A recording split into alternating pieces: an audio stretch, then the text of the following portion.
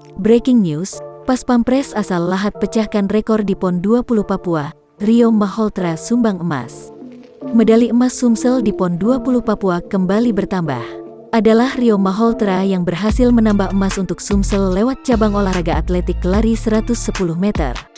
Tak hanya itu, catatan waktu yang didapat atlet asal Lahat ini juga memecahkan rekor PON sebelumnya yang pernah ada. Emas yang dipersembahkan salah satu anggota Pas Pampres ini merupakan yang pertama untuk cabang olahraga atletik. Akan tetapi, untuk Sumsel, ini menjadi yang ketiga setelah sebelumnya datang dari olahraga senam dan anggar. Rio meraih emas dengan menorehkan catatan waktu 14:11 detik di lari 110 meter gawang putra.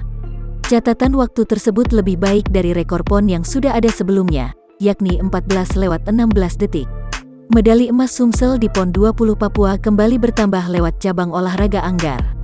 Tak hanya medali emas, cabang olahraga ini juga menyumbang perak setelah terjadi All Sumsel final.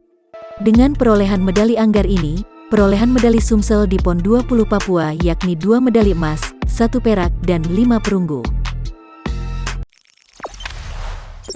Jangan lupa subscribe, share, komen, dan like ya!